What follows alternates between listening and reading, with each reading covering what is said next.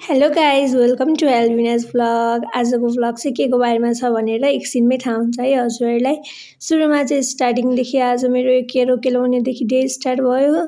किन म केरो केलाउँदैछु अनि म के को प्रिपेरेसन गर्दैछु भन्दाखेरि आज चाहिँ बुवाको बर्थडे अनि त्यसकै लागि प्रिपेरेसन गर्दैछु। म चाहिँ सबै काटकुट गरेर रेडी गरेर यहाँनिर मलाई बुवाले लगाइदियो टिका। बुवाको बर्थडे तर बुवाले नै मलाई टिका लगाइदियो जस्तो कि नो वरिज। अनि त्यसपछि मेरो भाइ अनि मेरो प्यारी नानु आइसक्यो वीरगन्जबाट। हामी चाहिँ आज बर्थडे सेलिब्रेट गर्न लाग्थ्यौँ अनि म पनि भएँ रेडी भएर म मेरो ग्याङसँग निस्किएँ घुम्नको लागि।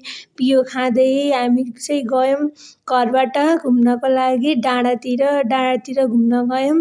डाँडातिर घुम्यौँ रमाइलो गरेर मस्त लागेर डाँडामा घुम्यौँ। अनि त्यसपछि यहाँनिर बहिनी उफ्रिन थाली बाँदर जस्तो, उसको छुट्टै रमाइलो छ फेरि। हे भगवान्।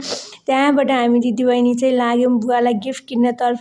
मैले पैसा देखाएँ, उसले रबर देखाएँ अनि हामीले चाहिँ किनिदियौँ बुवालाई गिफ्ट। आफू पनि कुल्फी खायौँ अनि बुवालाई घर जाने बित्तिकै गिफ्ट ओपन गर्न लगाएँ। अब बुवाको रियाक्सन चाहिँ हेरौँ है गाइज कस्तो हुन्छ त। बुवाले गिफ्ट देखेर के भन्छ। बुवालाई चाहिँ एकदम मन पर्यो। पर्स किनिदिएको थिएँ मैले अनि हामी यहाँ कजन्स भेट भएको आज अनि यसो लुडो खेलौँ भनेर लुडो खेल्नतिर लाग्यौँ। अहिले बर्थडे सेलिब्रेट गर्नलाई बाँकी थियो टाइम।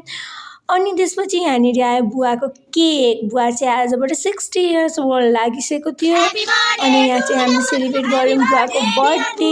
यस्तो रमाइलो भयो आज बुवाको 60 बर्थडेमा। अनि सबजना मिलेर केक कटिङ गऱ्यौँ। केक कटिङ गरेर हामीले चाहिँ यहाँनिर बुवालाई विसेसहरू दियौँ अनि हामीले केक कटिङ गऱ्यौँ, केक खायौँ।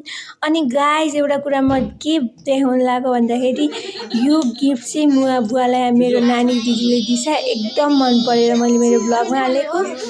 अनि आजको मेरो भ्लगको एन्डिङमा चाहिँ बुवालाई पनि लिएर आएको छु। So that was my vlog guys, hope you like it. बुवाको बर्थडे यस्तो भयो, यसरी सेलिब्रेट गर्यो आज हामीले। So bye guys, see you in next video, by.